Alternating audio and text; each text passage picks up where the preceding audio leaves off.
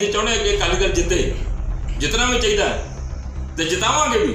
ਜੇ ਸਰਦਾਰ ਦੇਸ਼ ਪ੍ਰਤਾਪ ਸਿੰਘ ਕੈਰੋਂ ਨੂੰ ਪੱਟੀ ਤੋਂ ਟਿਕਟ ਮਿਲਦੀ ਹੈ, ਡਟ ਕੇ ਮਦਦ ਕਰਾਂਗੇ। ਸਾਡਾ ਫਰਜ਼ ਬਣਦਾ, ਅਸੀਂ ਅਕਾਲੀ ਦਲ ਦੇ ਵਿਰੁੱਧ ਨਹੀਂ ਜਾ ਸਕਦੇ, ਪਰ ਕੋਸ਼ਿਸ਼ ਕਰਾਂਗੇ ਕਿ ਐਤਕੀ ਦੀ ਟਿਕਟ ਕੱਟੀ ਜਾਵੇ। ਚਲੋ ਸੋਸ਼ਲ ਮੀਡੀਆ ਤੇ ਪੋਸਟਾਂ ਪਾਈਆਂ ਜਾ ਰਹੀਆਂ ਵੀ ਕੈਰੋਂ ਪਰਿਵਾਰ ਇਸ ਵਾਰ 2022 ਦੀ ਚੋਣ ਵਿਧਾਨ ਸਭਾ ਦੀ ਉਹਨਾਂ ਦਾ ਪਰਿਵਾਰ ਦਾ ਕੋਈ ਵੀ ਮੈਂਬਰ ਖੇਮਕਰਨ ਤੋਂ ਹੱਕ ਤੋਂ ਲੜੇਗਾ ਤੇ ਲੜੀ ਜਾਣ, ਕੋਈ ਬੰਦਸ਼ ਥੋੜੀ। ਅਕਾਲੀ ਦਲ ਇਹਨਾਂ ਦੇ ਪਿਓ ਦਾ ਹੈ, ਇਹ ਅਕਾਲੀ ਦਲ ਦਾਜ 'ਚ ਮਿਲਿਆ ਹੈ।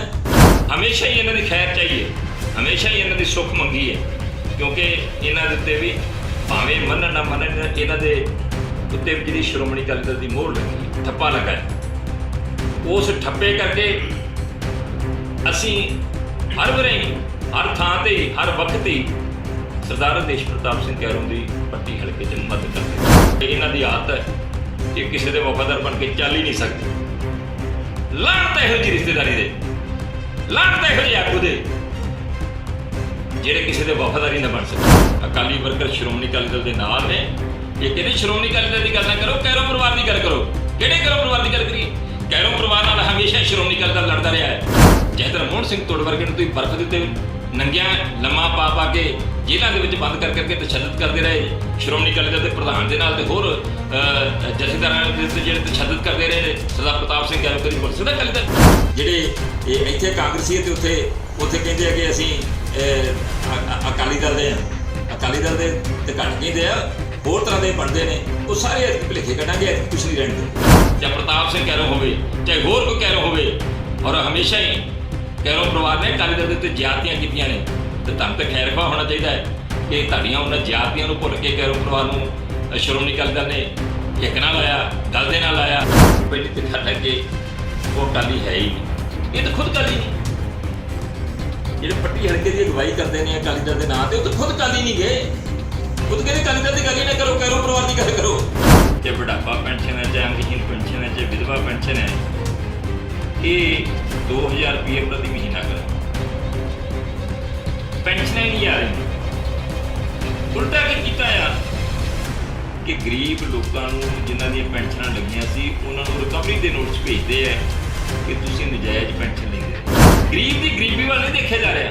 ਇੱਥੋਂ ਤੱਕ ਕਿ ਕਈ ਵਿਧਵਾ ਬੀਬੀਆਂ ਜਿਨ੍ਹਾਂ ਦੇ ਸਿਰ ਦੇ ਸਾਈਂ ਨੂੰ ਗਏ ਨੂੰ ਲੰਬਾ ਸਮਾਂ ਹੋ ਗਿਆ ਹੈ ਤੇ ਪੈਨਸ਼ਨ ਦੀਆਂ ਹੱਕਦਾਰ ਨੇ ਤੇ ਪੈਨਸ਼ਨ ਮਿਲਦੀ ਸੀ, ਉਹਨਾਂ ਨੂੰ ਵੀ ਨੋਟਿਸ ਕਰਦੇ ਰਿਕਵਰੀ ਦੇ ਕਿ ਤੁਹਾਡੀ ਪੈਨਸ਼ਨ ਨਜਾਇਜ਼ ਹੁੰਦੀ ਹੈ। ਇਹ ਹੋ ਸਕਦਾ ਬਿਜਲੀ ਹਰ ਇੱਕ ਨੇ ਵਰਤਣੀ ਹੈ, ਹਰ ਇੱਕ ਨੂੰ ਲੋੜ ਹੈ, ਸਰਦਾ ਹੀ ਨਹੀਂ। ਤੇ ਬਿਜਲੀ ਦੇ ਰੇਟ ਡਬਲ ਕਰਦੇ, ਇਹ ਕਹਿੰਦੇ ਕਿ ਲੋਕਾਂ ਦਾ ਭਲਾ ਕਰ ਰਹੇ। ਕਹਿੰਦਾ ਸੀ ਨੇ ਚਾਹੁੰਦਾ ਹੈ ਪੰਜਾਬ, ਕੈਪਟਨ ਦੀ ਸਰਕਾਰ ਹੁਣ ਚਾਹੁੰਦਾ ਹੈ ਪੰਜਾਬ, ਮੰਗਦਾ ਹੈ ਪੰਜਾਬ ਕੈਪਟਨ ਤੋਂ ਜਵਾਬ।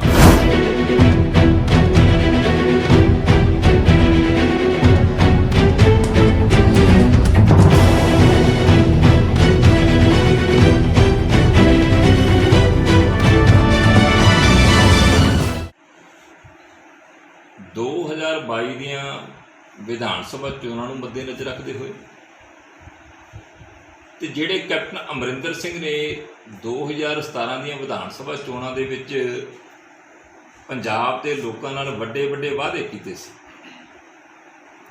ਇੱਕ ਤਰ੍ਹਾਂ ਦੇ ਇਕਰਾਰਨਾਮੇ ਕੀਤੇ ਸੀ। ਚਾਹੇ ਆਪਾਂ ਕਿਸਾਨੀ ਕਰਜ਼ੇ ਦੀ ਗੱਲ ਕਰ ਲਈਏ, ਘਰ ਘਰ ਜਾ ਕੇ ਫਾਰਮ ਭਰੇ ਗਏ ਸੀ, ਐਗਰੀਮੈਂਟ ਕੀਤੇ ਗਏ ਸੀ ਕਿਸਾਨ ਦੇ ਨਾਲ ਕਿ ਸਰਕਾਰ ਬਣ ਗਈ ਤੇ ਤੇਰੇ ਵੱਲੋਂ ਭਰੇ ਹੋਏ ਫਾਰਮ ਦੇ ਮੁਤਾਬਕ, ਦੱਸੇ ਹੋਏ ਕਰਜ਼ੇ ਦੇ ਮੁਤਾਬਕ ਤੇਰਾ ਸਾਰਾ ਕਰਜ਼ਾ ਮਾਫ ਹੋ। ਘਰ ਘਰ ਜਾ ਕੇ ਸਰਕਾਰੀ ਨੌਕਰੀ ਵਾਸਤੇ ਫਾਰਮ ਭਰੇ ਗਏ ਸੀ, ਨੌਜਵਾਨਾਂ ਨਾਲ ਐਗਰੀਮੈਂਟ ਕੀਤੇ ਗਏ ਸੀ, ਔਰ ਪਰਿਵਾਰ ਦੇ ਵਿੱਚ ਪਰਿਵਾਰ ਨੂੰ ਇਕੱਠਿਆਂ ਕਰਕੇ ਕਿ ਇੱਕ ਨੂੰ ਨੌਕਰੀ ਮਿਲਣੀ ਹੈ ਬੜੇ ਦਾਅਵੇ ਦੇ ਨਾਲ, ਤੇ ਜਿਹਨੂੰ ਨੌਕਰੀ ਮਿਲਣੀ ਉਹਦਾ ਫਾਰਮ ਭਰ ਦਿਓ। ਔਰ ਪਰਿਵਾਰਾਂ ਨੇ ਭਰੋਸਾ ਕੀਤਾ ਉਸ ਐਗਰੀਮੈਂਟ 'ਤੇ, ਉਸ ਫਾਰਮ 'ਤੇ, ਉਸ ਵਿਸ਼ਵਾਸ 'ਤੇ, ਨੌਕਰੀ ਵਾਸਤੇ ਫਾਰਮ ਭਰੇ। ਨੌਜਵਾਨਾਂ ਨੂੰ ਕਰੇਜ ਹੁੰਦੀ ਹੈ ਕਿ ਸਾਨੂੰ ਸਮਾਰਟਫੋਨ ਮਿਲੇ, ਵਧੀਆ ਫੋਨ ਮਿਲੇ। ਸਮਾਰਟਫੋਨਾਂ ਦੇ ਨਾਂ 'ਤੇ ਕੈਪਟਨ ਅਮਰਿੰਦਰ ਸਿੰਘ ਨੇ ਠੱਗਿਆ, ਉਹਦੇ ਨਾਂ 'ਤੇ ਫਾਰਮ ਭਰੇ।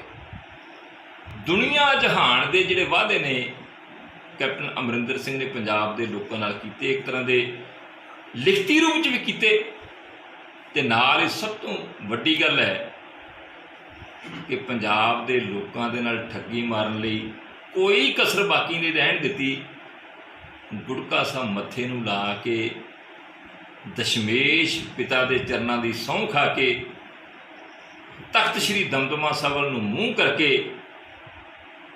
ਜਿਹੜੀ ਸਹੁੰ ਖਾਧੀ ਉਹ ਕੇਵਲ ਤੇ ਕੇਵਲ ਠੱਗੀ ਮਾਰਨ ਵਾਸਤੇ, ਪੰਜਾਬ ਦੇ ਲੋਕਾਂ ਦੇ ਧਾਰਮਿਕ ਜਜ਼ਬਾਤਾਂ ਨਾਲ ਖੇਡਣ ਵਾਸਤੇ।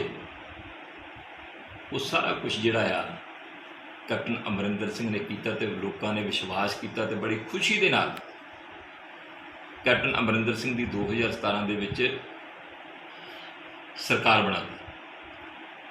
ਹੁਣ 4.25 ਸਾਲ ਹੋ ਗਏ ਨੇ ਸਰਕਾਰ ਬਣੀ ਤੇ ਵਾਅਦਾ ਇੱਕ ਵੀ ਪੂਰਾ ਨਹੀਂ ਕੀਤਾ, ਇੱਕ ਵੀ ਵਫਾ ਵਾਅਦਾ ਨਹੀਂ ਹੋਇਆ। ਉਲਟਾ ਕੀ ਹੈ ਕਿ ਤੁਸੀਂ ਦੇਖੋ, ਇਹਨਾਂ ਕਿਹਾ ਸੀਗਾ ਕਿ ਅਸੀਂ ਪੈਨਸ਼ਨ ਜਿਹੜੀ ਹੈ, ਚਾਹੇ ਬੁਢਾਪਾ ਪੈਨਸ਼ਨ ਹੈ, ਚਾਹੇ ਅੰਗਹੀਨ ਪੈਨਸ਼ਨ ਹੈ, ਚਾਹੇ ਵਿਧਵਾ ਪੈਨਸ਼ਨ ਹੈ, ਇਹ 2000 ਰੁਪਏ ਪ੍ਰਤੀ ਮਹੀਨਾ ਕਰਾਂਗੇ। ਪੈਨਸ਼ਨਾਂ ਹੀ ਨਹੀਂ ਆ ਰਹੀਆਂ। ਉਲਟਾ ਕੀ ਕੀਤਾ ਆ ਕਿ ਗਰੀਬ ਲੋਕਾਂ ਨੂੰ ਜਿਨ੍ਹਾਂ ਦੀਆਂ ਪੈਨਸ਼ਨਾਂ ਲੱਗੀਆਂ ਸੀ ਉਹਨਾਂ ਨੂੰ ਰਿਕਵਰੀ ਦੇ ਨੋਟਿਸ ਭੇਜਦੇ ਹੈ ਕਿ ਤੁਸੀਂ ਨਜਾਇਜ਼ ਪੈਨਸ਼ਨ ਲੈਂਦੇ ਰਹੇ।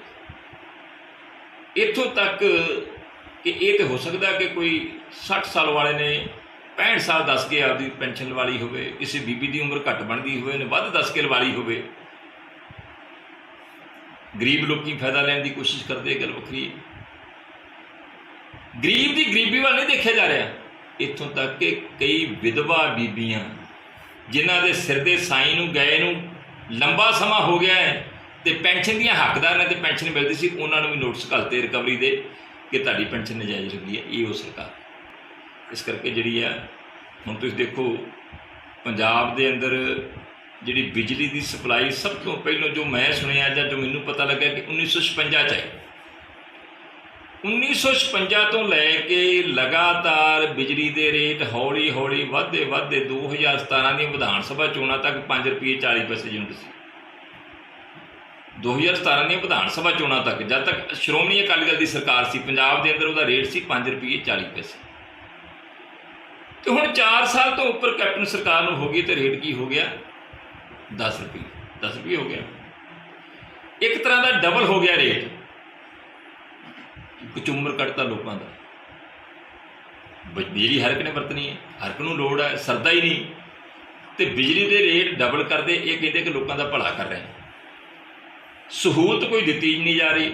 ਨੀਲੇ ਕਾਰਡ ਲੋਕਾਂ ਦੇ ਕੱਟ ਦਿੱਤੇ ਨੇ। ਇਸ ਕਰਕੇ ਕੈਪਟਨ ਅਮਰਿੰਦਰ ਸਿੰਘ ਕੋਲੋਂ ਹਿਸਾਬ ਮੰਗਣ ਵਾਸਤੇ ਕਹਿੰਦਾ ਸੀ ਨਾ, ਚਾਹੁੰਦਾ ਹੈ ਪੰਜਾਬ, ਕੈਪਟਨ ਦੀ ਸਰਕਾਰ ਹੁਣ ਚਾਹੁੰਦਾ ਹੈ ਪੰਜਾਬ, ਮੰਗਦਾ ਹੈ ਪੰਜਾਬ ਕੈਪਟਨ ਤੋਂ ਜਵਾਬ ਦੇ। ਜਵਾਬ ਤੈਨੂੰ ਕਟਹਿਰੇ 'ਚ ਖੜਾ ਕੀਤਾ ਹੈ, ਤੈਨੂੰ ਮਾਣ ਵੀ ਦਿੱਤਾ, ਸਤਿਕਾਰ ਵੀ ਦਿੱਤਾ, ਤੇਰੀ ਸਰਕਾਰ ਬਣਾਈ, ਪਰ ਹੁਣ ਲੋਕਾਂ ਦੇ ਸਵਾਲਾਂ ਦੇ ਜਵਾਬ ਦੇ।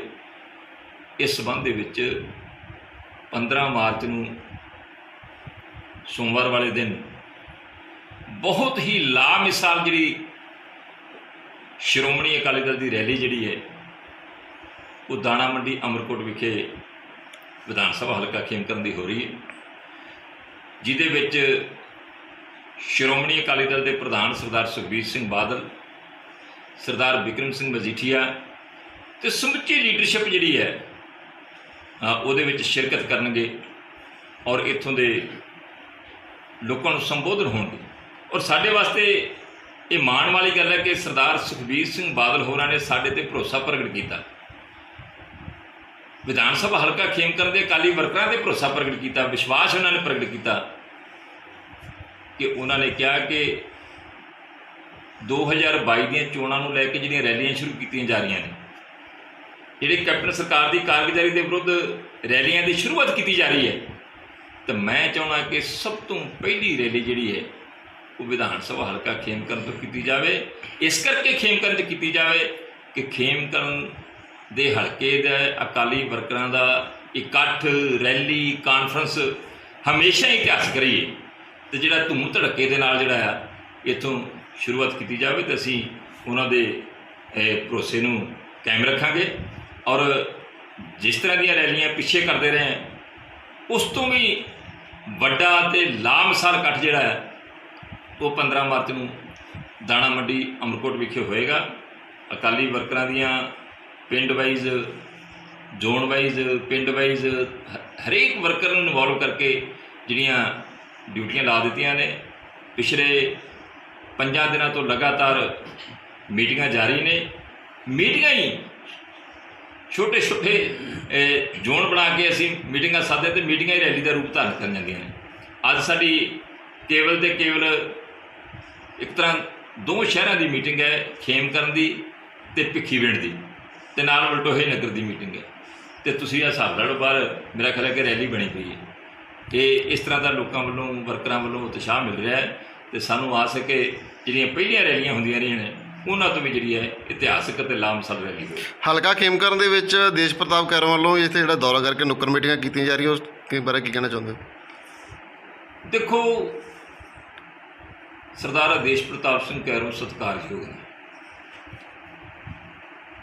ਪਰ ਜਿਸ ਤਰ੍ਹਾਂ ਦਾ ਉਹਨਾਂ ਦਾ ਰਵੱਈਆ ਸ਼੍ਰੋਮਣੀ ਅਕਾਲੀ ਦਲ ਪ੍ਰਤੀ ਹੈ, ਜਿਸ ਤਰ੍ਹਾਂ ਦੀ ਸ਼੍ਰੋਮਣੀ ਅਕਾਲੀ ਦਲ ਪ੍ਰਤੀ ਉਹਨਾਂ ਦੀ ਕਾਰਗੁਜ਼ਾਰੀ ਹੈ, ਇਸੇ ਕਰਕੇ ਹੀ ਉਹਨਾਂ ਦੇ ਨਾਲ ਅੱਜ ਇਹ ਨਹੀਂ ਕਿ ਆਪਾਂ ਜਿਹੜੇ ਤਰਨਤਾਰਨ ਦੀ ਅਕਾਲੀ ਲੀਡਰਸ਼ਿਪ ਦੀ ਗੱਲ ਕਰ ਲਈਏ, ਸਮੁੱਚੇ ਪੰਜਾਬ 'ਚ ਇੱਕ ਵੀ ਅਕਾਲੀ ਆਗੂ ਉਹਨਾਂ ਨਾਲ ਇੱਕ, ਕਿਉਂਕਿ ਕਦੇ ਉਹ ਪਾਰਟੀ ਦੇ ਵਫਾਦਾਰ ਬਣ ਕੇ ਚੱਲੇ ਹੀ ਨਹੀਂ। ਉਹ ਤਾਂ ਸ਼੍ਰੋਮਣੀ ਅਕਾਲੀ ਦਲ ਨੂੰ ਸ਼ਾਇਦ ਪਾਰਟੀ ਵੀ ਨਹੀਂ ਗਿਣਦੇ, ਇਹ ਉਹ ਨੇ। ਅਤੇ ਬਾਦਲ ਪਰਿਵਾਰ ਕਰਕੇ, ਜਿਨ੍ਹਾਂ ਦੇ ਦਾਮਾਦ ਕਰਕੇ ਉਹ ਕੈਰੋਂ ਪਰਿਵਾਰ ਜਿਹੜਾ ਇੱਕ ਰਾਂ ਨੁੱਕਰੇ ਲੱਗ ਗਿਆ ਸੀ, ਹਾਸ਼ੀਏ 'ਤੇ ਚਲਾ ਗਿਆ ਸੀ, ਸਿਆਸੀ ਤੌਰ 'ਤੇ ਖਤਮ ਹੋ ਗਿਆ ਸੀ, ਅਤੇ ਕੇਵਲ ਅਤੇ ਕੇਵਲ ਸਰਦਾਰ ਪ੍ਰਕਾਸ਼ ਸਿੰਘ ਬਾਦਲ ਦੇ ਦਾਮਾਦ ਕਰਕੇ, ਸ਼੍ਰੋਮਣੀ ਅਕਾਲੀ ਦਲ 'ਚ ਆਉਣ ਕਰਕੇ ਇਹਨਾਂ ਨੂੰ ਮਾਣ ਅਤੇ ਸਨਮਾਨ ਮਿਲੇ। ਲੋਕਾਂ ਨੇ ਜਿੱਤਾਂ ਬਖਸ਼ੀਆਂ ਨੇ, ਅਤੇ ਪੱਟੀ ਹਲਕੇ ਤੋਂ ਹੀ ਇੱਕ ਚਾਦਰਬੰਦ ਜ਼ਿਮੀਂਦਾਰ ਜਥੇਦਾਰ ਨਿਰੰਜਨ ਸਿੰਘ ਪੱਟੀ, ਜਿਨ੍ਹਾਂ ਨੇ ਆਦੇਸ਼ ਪ੍ਰਤਾਪ ਸਿੰਘ ਦੇ ਪਿਤਾ ਸਰਦਾਰ ਸੁਰਿੰਦਰ ਸਿੰਘ ਕੈਰੋਂ ਨੂੰ ਕਈ ਵਾਰ ਹਰਾਇਆ, ਇਹ ਪਰਿਵਾਰ ਸਿਆਸੀ ਤੌਰ 'ਤੇ ਖਤਮ ਹੋ ਗਿਆ ਸੀ। ਅਤੇ ਜੇ ਸੰਜੀਵਨੀ ਦਿੱਤੀ ਸ਼੍ਰੋਮਣੀ ਅਕਾਲੀ ਦਲ ਨੇ ਦਿੱਤੀ, ਸਰਦਾਰ ਪ੍ਰਕਾਸ਼ ਸਿੰਘ ਬਾਦਲ ਨੇ ਦਿੱਤੀ, ਉਹਨਾਂ ਦੇ ਪਰਿਵਾਰ ਕਰਕੇ, ਉਹਨਾਂ ਦਾ ਦਾਮਾਦ ਕਰਕੇ ਸੀ। ਪਰ ਸ਼੍ਰੋਮਣੀ ਅਕਾਲੀ ਦਲ ਨੇ ਇਹਨਾਂ ਨੂੰ ਗਹਿਣੇ ਨਹੀਂ ਪਾਇਆ, ਇਹਨਾਂ ਨੂੰ ਕੋਈ ਦਾਜ 'ਚ ਨਹੀਂ ਦਿੱਤਾ, ਕੋਈ ਹੱਕ ਨਹੀਂ। ਔਰ ਮੇਰੇ ਨਾਲ ਤਾਂ 20-25 ਸਾਲ ਤੋਂ ਇਹਨਾਂ ਦਾ ਇਹੀ ਆਡਾ ਚੱਲਦਾ ਹੈ, ਪਰ ਮੈਂ ਕਦੇ ਹਮੇਸ਼ਾ ਹੀ ਇਹਨਾਂ ਦੀ ਖੈਰ ਚਾਹੀ ਹੈ, ਹਮੇਸ਼ਾ ਹੀ ਇਹਨਾਂ ਦੀ ਸੁੱਖ ਮੰਗੀ ਹੈ, ਕਿਉਂਕਿ ਇਹਨਾਂ ਦੇ ਉੱਤੇ ਵੀ ਭਾਵੇਂ ਮੰਨਣ ਨਾ ਮੰਨਣ, ਇਹਨਾਂ ਦੇ ਉੱਤੇ ਵੀ ਜਿਹੜੀ ਸ਼੍ਰੋਮਣੀ ਅਕਾਲੀ ਦਲ ਦੀ ਮੋਹਰ ਲੱਗੀ ਹੈ, ਠੱਪਾ ਲੱਗਾ ਹੈ। ਉਸ ਠੱਪੇ ਕਰਕੇ ਅਸੀਂ ਹਰ ਵੇਲੇ, ਹਰ ਥਾਂ 'ਤੇ, ਹਰ ਵਕਤ ਹੀ ਸਰਦਾਰ ਆਦੇਸ਼ ਪ੍ਰਤਾਪ ਸਿੰਘ ਕੈਰੋਂ ਦੀ ਪੱਟੀ ਹਲਕੇ 'ਚ ਮਦਦ ਕਰਦੇ ਰਹੇ। ਪਰ ਇਹਨਾਂ ਦੀ ਆਦਤ ਹੈ, ਇਹ ਕਿਸੇ ਦੇ ਵਫਾਦਾਰ ਬਣ ਕੇ ਚੱਲ ਹੀ ਨਹੀਂ ਸਕਦੇ। ਲਾਹਨਤ ਇਹੋ ਜਿਹੀ ਰਿਸ਼ਤੇਦਾਰੀ ਦੇ, ਲਾਹਨਤ ਇਹੋ ਜਿਹੇ ਆਗੂ ਦੇ ਜਿਹੜੇ ਕਿਸੇ ਦੇ ਵਫਾਦਾਰੀ ਨਾ ਬਣ ਸਕਣ, ਜਿਨ੍ਹਾਂ ਨੇ 4-4 ਵਾਰਾਂ MLA-ਸ਼ਿਪ ਜਿਸ ਪਾਰਟੀ ਕਰਕੇ ਹੰਢਾਈ ਹੋਵੇ, ਜਿਸ ਮਾਂ ਕਰਕੇ ਹੰਢਾਈ ਹੋਵੇ, ਜਿਸ ਸ਼੍ਰੋਮਣੀ ਅਕਾਲੀ ਦਲ ਕਰਕੇ ਹੰਢਾਈ ਹੋਵੇ, ਅਤੇ ਵਫਾਦਾਰੀ ਤੁਹਾਡੇ ਖੂਨ 'ਚ ਹੀ ਹੈ ਨਹੀਂ। ਜੇ ਵਫਾਦਾਰੀ ਨਹੀਂ ਹੈਗੀ, ਪੱਟੀ 'ਚ ਤਾਂ ਚੀਕਾਂ ਵੱਜਣ ਡੀਆਂ, ਪੱਟੀ ਹਲਕੇ 'ਚ ਤੁਸੀਂ ਵੜਦੇ ਨਹੀਂ ਜੇ।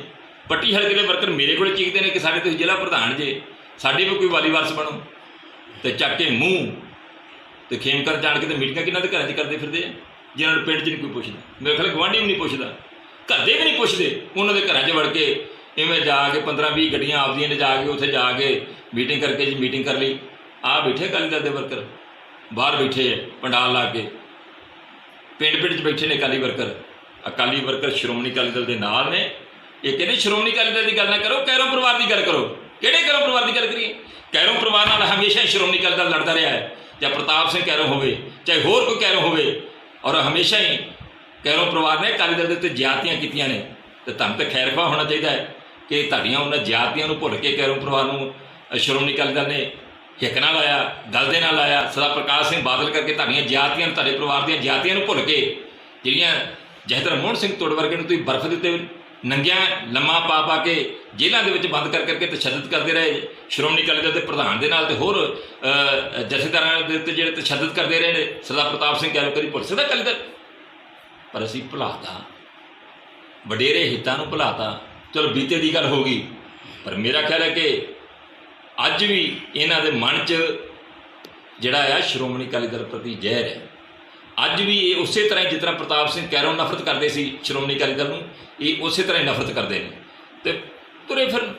ਹੁਣ ਮੈਂ 15 ਤਰੀਕ ਤੋਂ ਬਾਅਦ ਮੈਂ ਮਨ ਬਣਾਇਆ ਕਿ ਮੈਂ ਪੱਟੀ ਹਲਕੇ ਦੇ ਵਰਕਰਾਂ ਦੀ ਬਾਂਹ ਫੜੂੰ।